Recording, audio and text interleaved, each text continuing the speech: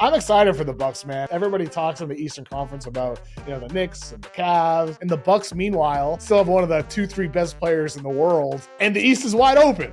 and things can be reshaped. And so I just can't wait to see the way it all kind of plays out.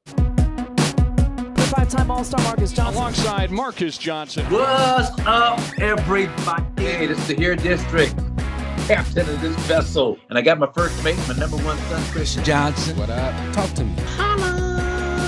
Let it rain, man. Let it rain. I guess what? We're going back into the on Friday. Yeah. Can't pass the soda break. Can't pass the Go fight. Welcome, everybody, to the Here District. Marques Johnson.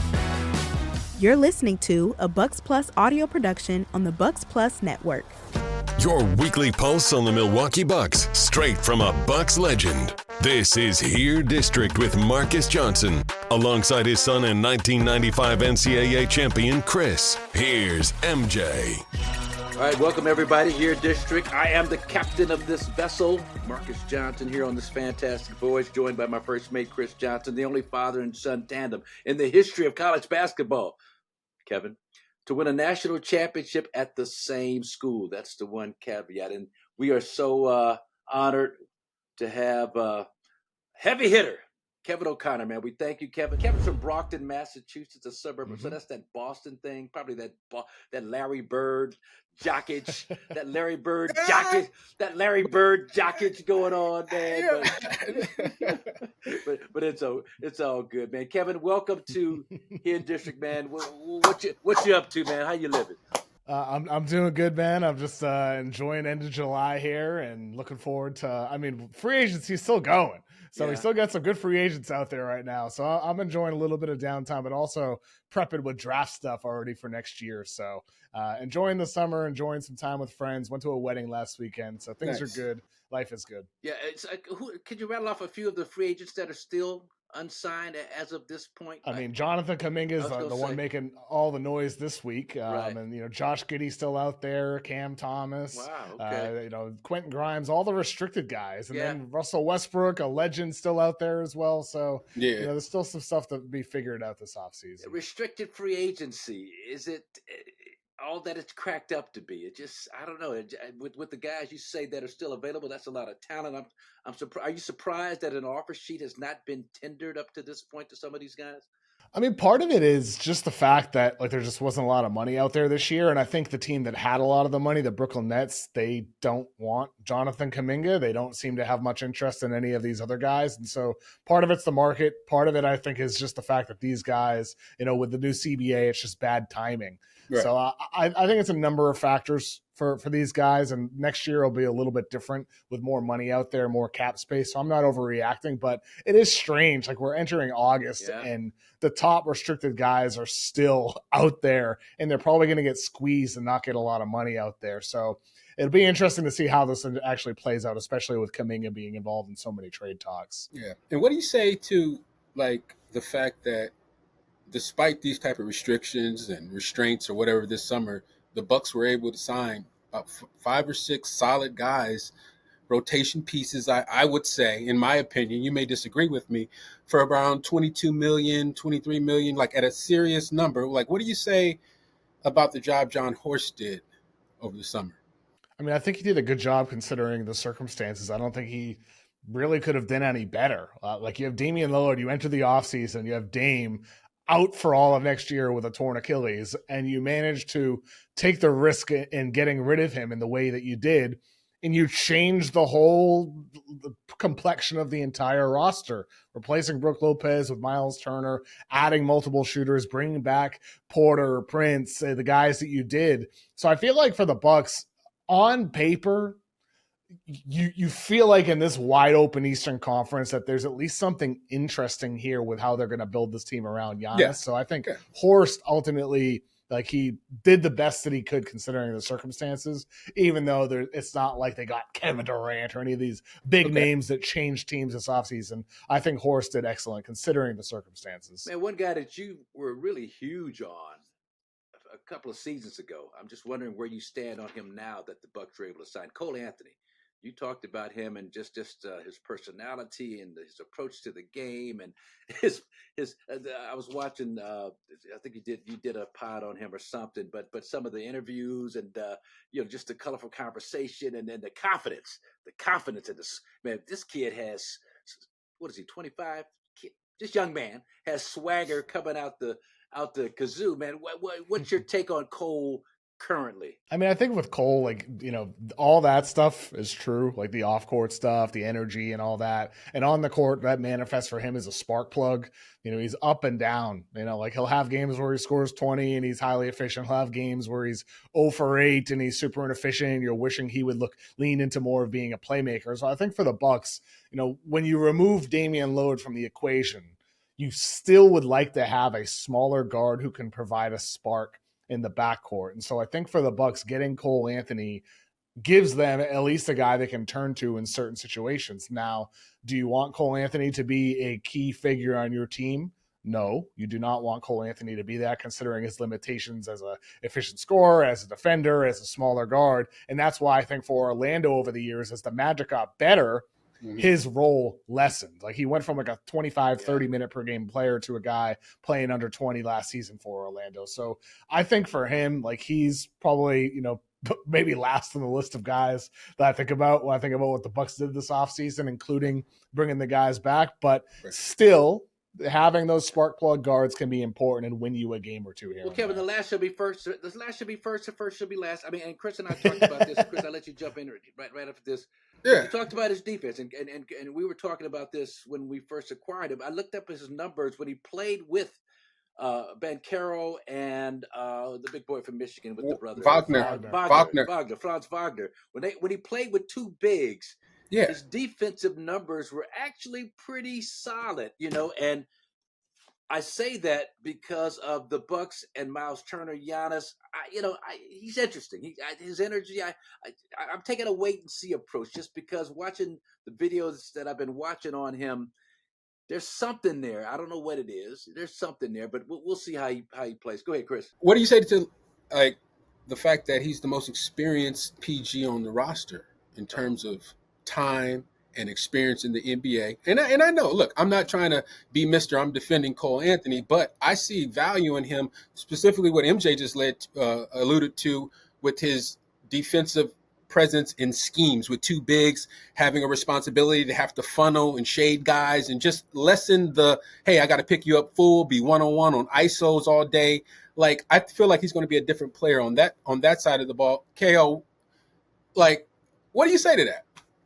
I mean, I think there's some truth in that. I mean, it's not like he's just a smaller guard, and smaller guards are always just going to have their issues when they get picked on. But considering the circumstances, like you're talking about environment where you have Turner at 7 feet and you have Giannis as being one of the best defenders in basketball with length at the wing position, whether it's Kuzma out there or Prince, or whether it's Andre Jackson if he's carving out a role, like whoever it is at the 2 and 3 spot, like there's length. Right. So I think with Cole Anthony, that's where certain lineups, maybe he adds some value. But ultimately, like you said, he's the most experienced point guard on the roster. And, obviously Kevin Porter will get some touches as well doing that. But ultimately, I look at this team and I'm like, I want point Giannis. That's what I want from this team. Like, I think it should be point Giannis for this group. Well, Kevin, and to that point, Giannis' point, excuse the little play on words, but to that point, so I was looking up some turnover percentage numbers, and it just really surprised me.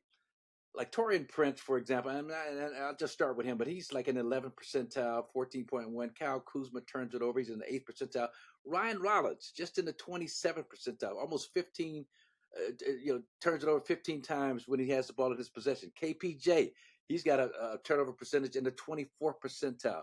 A guy I love, Bouye, even though he hadn't a lot of minutes, he's almost 28% turnover percentage. Giannis, just under 11% as a turnover percentage, 72nd percentile. So, I mean, for those out there, like a former teammate of mine, Lloyd Walton, talked about Giannis' ability to handle the ball under pressure. He turns it over too much. The numbers don't actually reflect that. I mean, he had a better turnover percentage than Dame. Dame's was in a higher percentile because he's a guard, and he handles the ball in those situations more. But right. I mean, Giannis is not as turnover prone as I expected, especially in the context of some of these other candidates for point guard for the Bucks this season. Well, I mean, I think that's where he's gotten better over the years too. I mean, like midway through his career, you saw the improvement in him, like being able to handle when teams are building a wall in transition, and him being able to find shooters in transition. You see as he gets older, like at this point, just because he's 30 and he'll be 31 next season, it doesn't mean that he is done getting better. Like there still could be more layers that Giannis adds to his game, and that layers he might have to add, because like athleticism will dwindle at some point and will slowly decline or suddenly decline in some guys' situations. So for Giannis, like adding playmaking over the course of his career, like last year, he had the best mid-range shooting season of his career as well. Adding these layers to his game are vital. And so I think with Giannis, like he did have one of the better passing seasons of his entire career. It just so happened that he's sharing the floor with Damian Lillard a lot of the time, who's absorbing a lot of the touches. But I do think like that last month of the season, it was like 7-8 straight games. It's not like it was a large sample size, but he had, I think, like 10 plus assists in every single game. That he was the centerpiece of the offense, averaged like Jokic type of stats.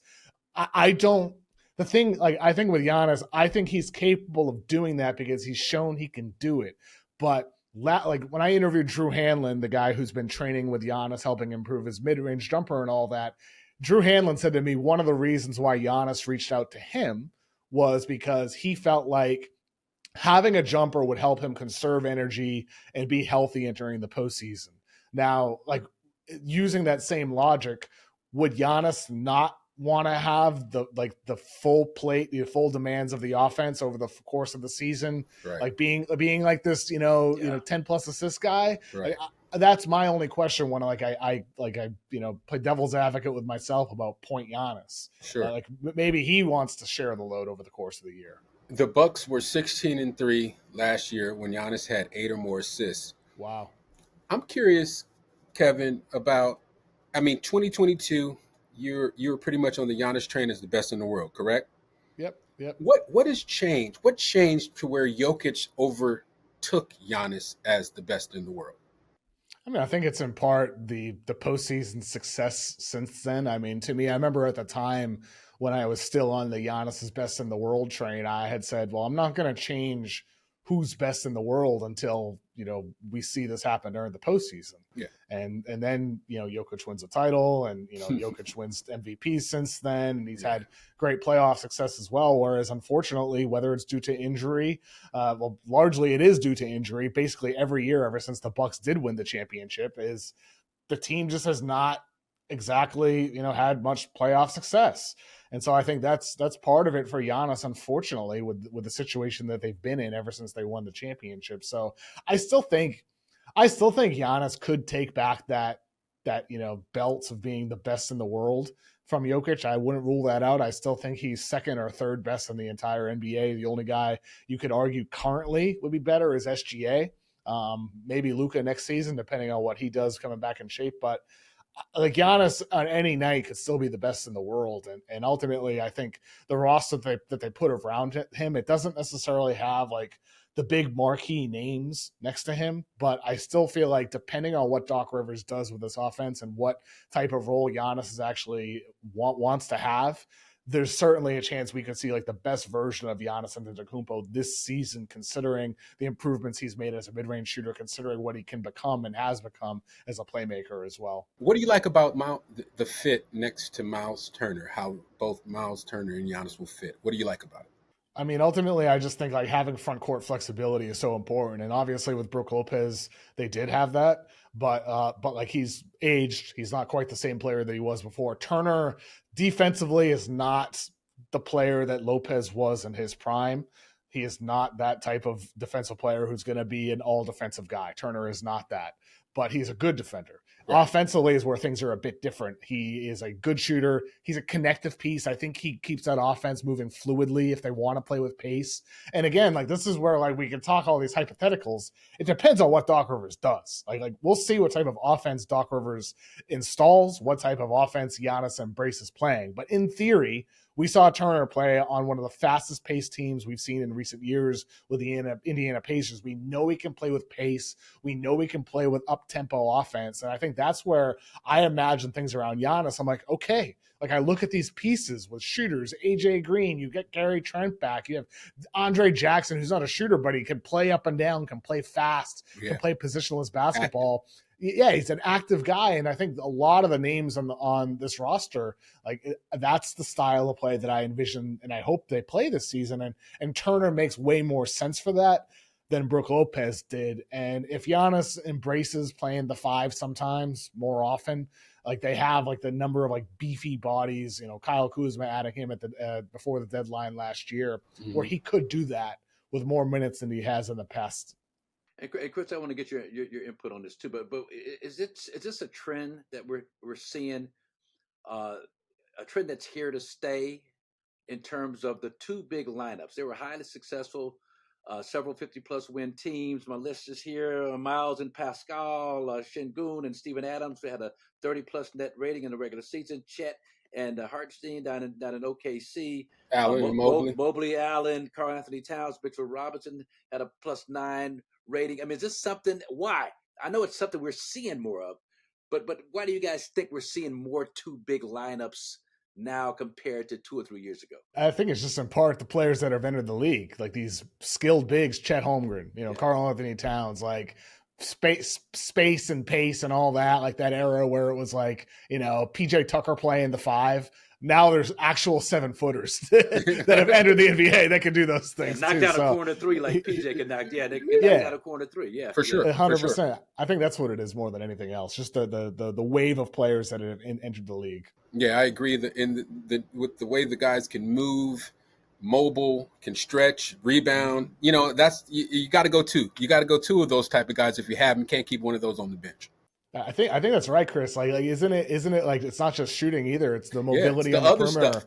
Right? Yeah, it's all that. It's like keeping the ball moving on offense. It's moving your feet, being able to survive on the perimeter on defense. And I think part of it, like I always think, like you mentioned OKC, Marcus, like they last year in the middle of the season, at one point, Chet's out, Hartenstein's out. It wasn't until like I think March where they finally had both of those guys healthy.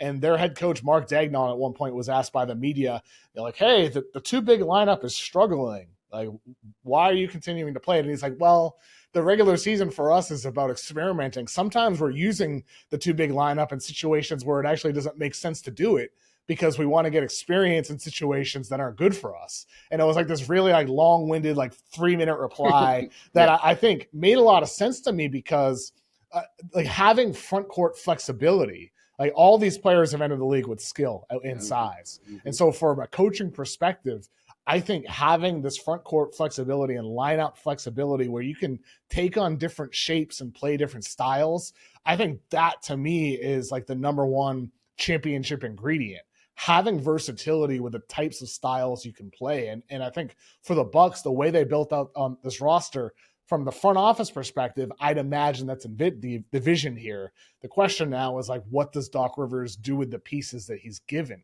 Because they have a lot of different guys that can play different roles, with Giannis being the center of that solar system. So I'm excited for the Bucks, man. I feel like everybody talks in the Eastern Conference about, the Knicks and the Cavs and, what's going to happen with the Celtics and Pacers this year, like with their guys out, are they going to be lottery teams? But in the Bucks, meanwhile, still have one of the 2-3 best players in the world, and the East is wide open, and things could be reshaped. And so I just can't wait to see the way it all kind of plays out. Is there any world that you could imagine the Bucks cracking the top 3 in the East? Everybody we talk to seems to have the Bucks, and it's fine. I mean, somewhere 6, between 7, 4 and 8. 7.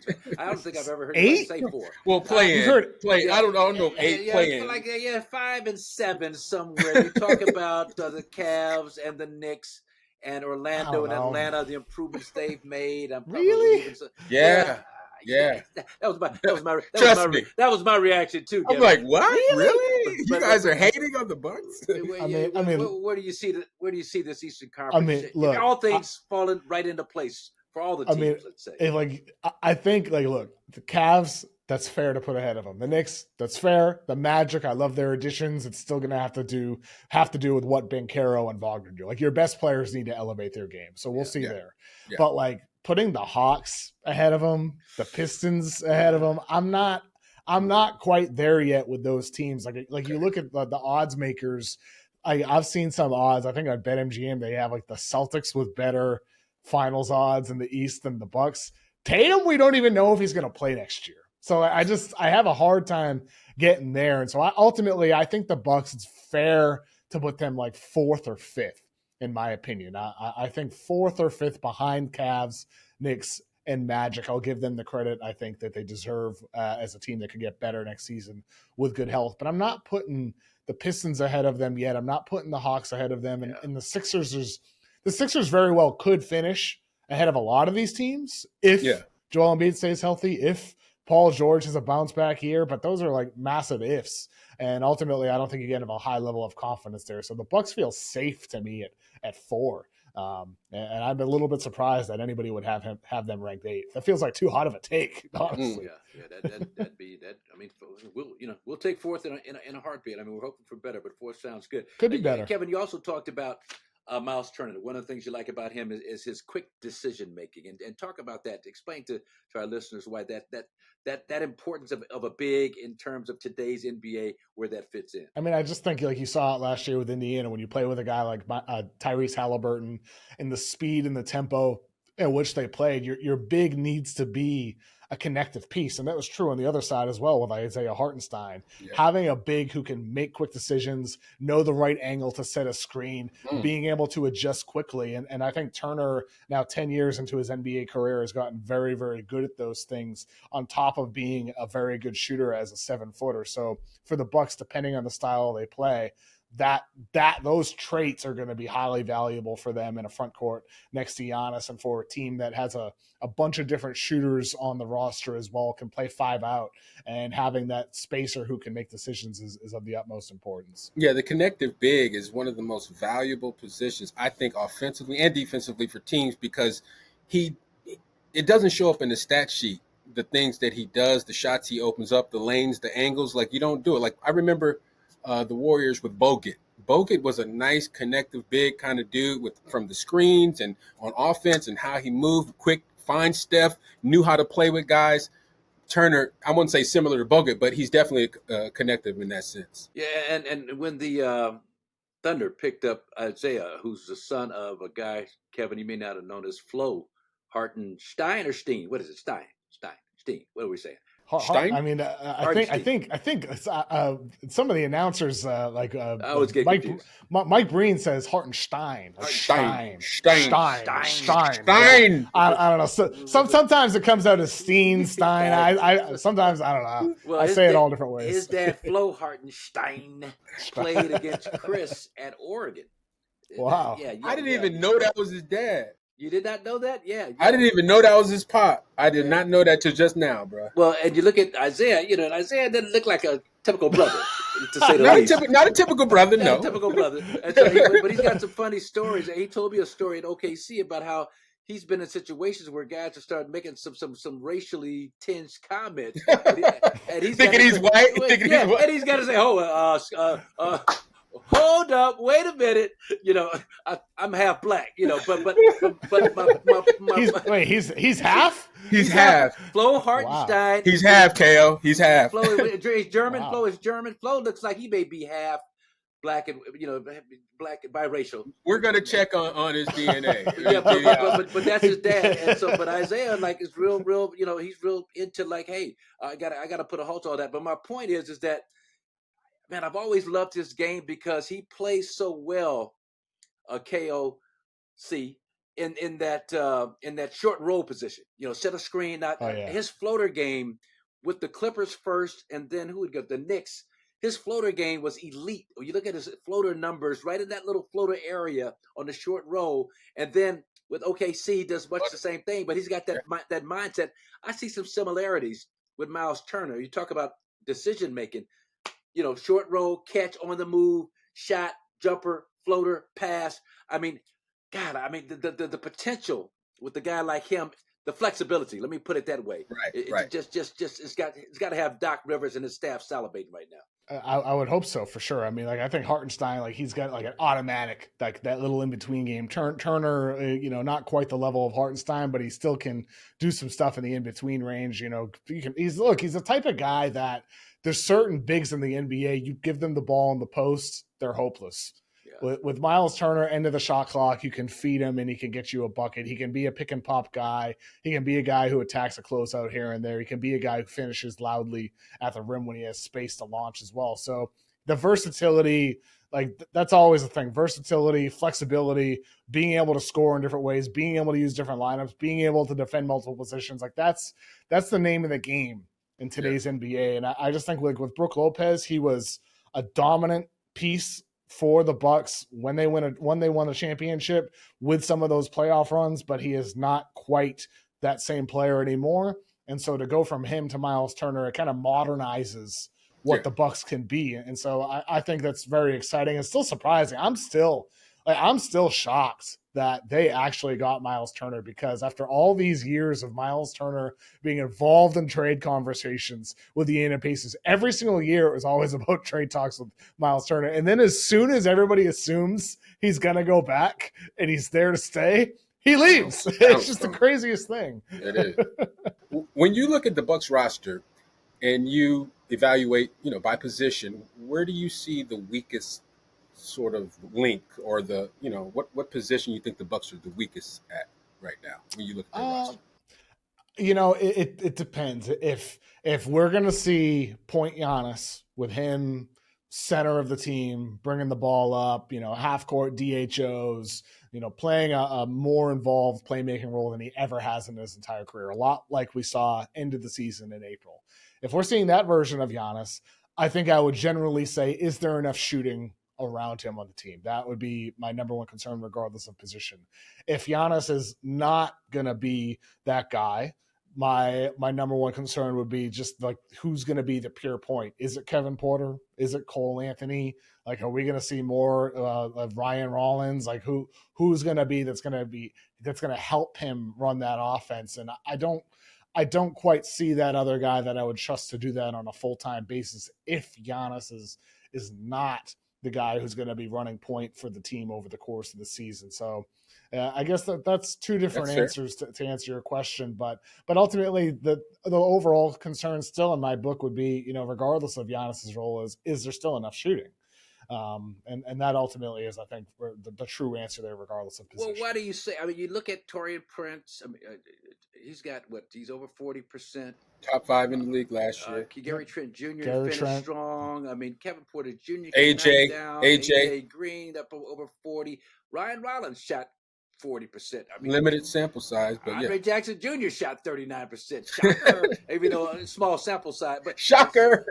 And I just that's messed up, man. Dre is a listener too. That's messed up. Sorry, Dre. Sorry, Dre. No, man, I love Andre. I love Andre. Oh, it was not a shot a game. Yeah. Let's get that volume up, right? You gotta shoot the daggone ball. But also, like, I'm an Andre Jackson guy. Yeah. I think Doc Rivers needs to play him more. Okay, started 43 games last year, but you think he kind of fell out of favor. Okay, so let's talk about that. Are you an analytics guy? I know you are. But to what degree? I'm both. To what degree? I like eye test. I like numbers. I like both. Okay, so the reason I asked, so Andre Jackson Jr., his minutes dwindle as the season progresses, especially playoff time. But in terms of analytics, okay, so you got this triumvirate that I call them, and Kevin Porter Jr., Gary Trent Jr., and AJ Green. If you look at their on-court numbers when they played with Giannis, they're in the 100th percentile in every offensive category, I think, except maybe turnover percentage or something like that. A free throw rate, everything's 100%. Defensively, same thing across the board. Doc started them in that closeout game against the Pace, Game 5 or whatever it was back in Indiana. He actually started that crew and jumped out to a 15, 18, 20-point lead early, kind of faded down the stretch into overtime and whatever. But what lineup do you think? What starting lineup? Would you go with the analytics and go with those three great shooters, great perimeter defenders with Giannis? or how do you think that's going to shake out? Yeah, I'd go with the shooters, as many shooters as possible. So I'm kind of contradicting exactly what I just said with playing Andre Jackson for more minutes. But I'd start with I'd start with those guys. I would just want to see Andre Jackson play more than 13, 14 minutes per game. Why? Because of the defensive intensity, because of the cutting and the activity and the movement. I think you can plug him into different spaces offensively. Like, get creative. Like, to me, get creative with Andre Jackson. Use him as a screener in a roller. Put him in the dunker spot sometimes near the basket. Like, have him sometimes spotting up in the corner. Have him in different places on the floor. And I think that's where Andre Jackson was at his best at UConn. Like, he was playing in a half-court offense with motion and movement and speed. And the Bucks offense last year was just not that. So I understand why he fell out of the rotation. But maybe this season things would be a bit different. But, to answer your question, yes, I'd want to start as many shooters as possible. Well, Andre Jackson Jr. is a hockey assist waiting to happen. I'm not sure what his secondary assists were looking like overall, but he's that kind of guy, that movement guy, that middle fielder like Zidane and some of these great hockey middle fielders. Oh, nice, MJ. Okay. And Rude Gullit. What's our guy from Udinese? Old school. Rude Gullit. We were back in Italy. We used to love watching this guy play with the Udine soccer team. But to your point about Andre Jackson, so it's interesting because I thought Doc should have played him more, especially his first year.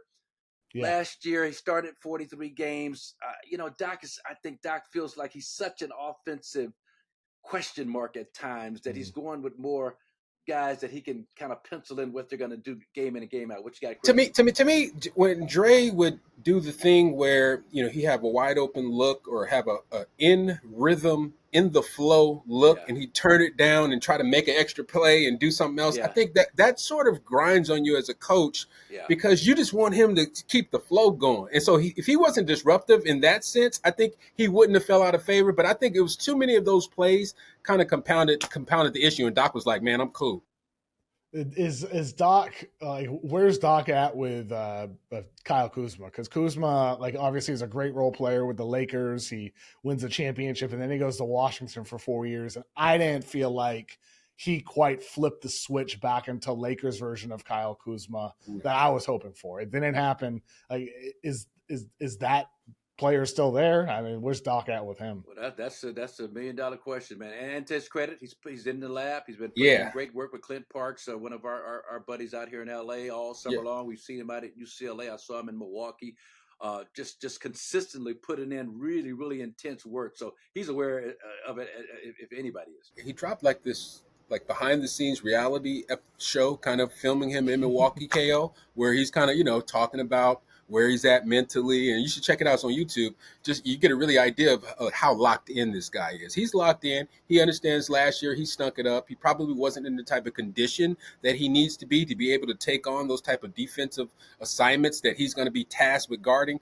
And then the other side, he played a lot of small forward last year. I think he'll play more power forward this year, which will allow him to be a more active dude and not have to chase and run and just play I think he'll be Lakers Kuz next year. Chris thinks he's a 4. He thinks he's strictly a 4. Kevin, what do you think that's the position he can thrive at in today's NBA? Has the game evolved where it's just kind of passed him by as a effective 3-man? I think he's going to have to play some 3 too, though. Yeah, he will. He's going to have to. I mean, he's going to have to play next to Giannis and next to Turner in some lineups, or Giannis and Portis. So it's inevitable he'll have to. But I do think if Kuzma is playing some 4, then that means, again, if Giannis is off the floor, you get a 5 who can space in Turner or Portis. If Giannis is willing to play the 5, then you still have all 5 guys who can switch out there because Kuzma can play the 4. And so I think it's fair to give him a pass for last season. It's hard to go from losing for 4 straight years with no expectations to win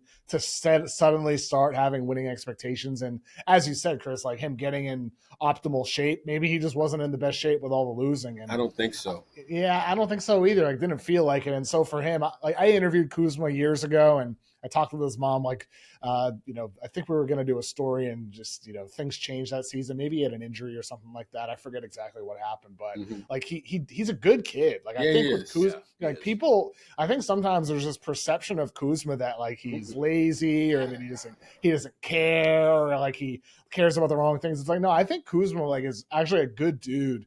and like a good teammate and a genuine person, and he works hard. And I think ultimately, if he is indeed in the gym this summer trying to get in optimal shape, maybe he's the type of guy who has a big bounce back. So don't let the tats and the fashion sense fool you. I think no, but seriously, don't judge a book by its cover. Don't judge a book by its cover.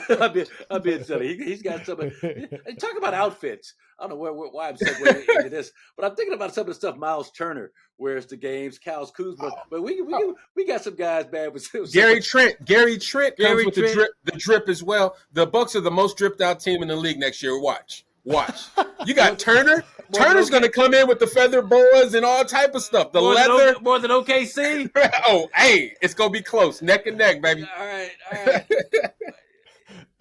I see some of these outfits guys wear, and I'm like, I'd say no to that. Like who's dressing these guys? Yeah. Some of the stuff they're putting on, like Russell Westbrook over the years. Why do you agree to this? Yeah, oh my! It's this concept because you're skinny or in shape or have like lower than 5% body fat, you get to wear the craziest outfits of all time. Did Russell Westbrook start that in this generation? Was he one of the beginners of just kind of Just put on a card. Put on a cardboard box and some platform shoes, and hey,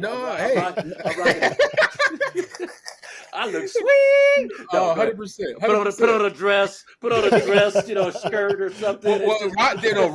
Rodman started the dress in the NBA. Yeah. Come on, let's be real. Come on, my generation. I mean, over my shoulder, I got Jimi Hendrix over my shoulder. Oh, so talk about people dressed in all flamboyant and that's with a our bunch guy of style and all that. Like, well, I mean, what you know about Jimi Hendrix, man? I see that guitar in the background, but that's my all-time favorite, Jimmy. Kevin. And so my fashion motif this season, I got away from wearing shirts and ties and all into flower pastel kind of Jimi Hendrix style. I got my tailor, this guy named Nas in Milwaukee, man. Give me the craziest, most outlandish flower pastel shirts you can find me, man. I'm wearing that with my suit. So that's dope. And it's it's Jimi Hendrix influence, man. That's my guy. I love Jimi. Love it. I mean, I love Jimmy so much. He's really the reason why I started playing guitar. Really? Almost 20 years ago. I started when I was 15, 16 years old. Wow. I love Jimmy. Like him playing Machine Gun. You ever hear that? Yeah. The band of gypsies. Please, but come on. Yeah, the best. Buddy Miles. Is that with Buddy Miles? Chris Tate. My all-time favorite is Who Knows. On that same live from the Fillmore in 1969. Play it over and over again. Who knows? I can play that. And it's like 12 minutes long. And I might play it 10 times in a row, man. Them changes. Come on, man. Talk about language. Power and Love. I mean, that album, people don't understand how good that freaking album is, man. And Jimmy and Buddy Miles, they make it go. But so let's talk about awards. We had Jim Owczarski. Was it Jim Owczarski, Chris, who talked about, when you're playing with Giannis, eyeballs on you. People are watching you. And so now you got a chance to get you some postseason accolades. So I'm just looking. So Myles Turner as an all defensive guy, but most improved is what I want to focus on. And if you look over my shoulder here, there's a trophy here right by my what goes up goes in poster, kind of a glass basketball right there. Let me point to it if I can. Right there. Okay, that trophy there. Okay, that trophy, Kevin, Chris, is the very last Comeback Player of the Year award in 1986, which I won. Now, they discontinued the award after that year because there were too many guys with drug issues. Now, I didn't win it because of a drug issue, even though I could have. No, I didn't win it because of a drug issue. I had an injury with the Clippers, broke my hand first day of training camp, blah, blah, blah. Came back the next year, averaged 20-plus, made the All-Star team, won Comeback Player of the Year. Same year that my good buddy, the late, great Bill Walton, won Sixth Man of the Year. Wow. After that year, they discontinued it. Then they started the Most Improved Player. So I'm going to run down a list of guys, and who would you think has a legitimate chance, Kevin, Chris, to win MIP, Most Improved? But some of these younger guys, KPJ, Gary Trent, Cole Anthony, Ryan Rollins, who has a chance to have that kind of breakout season to get those eyeballs on him?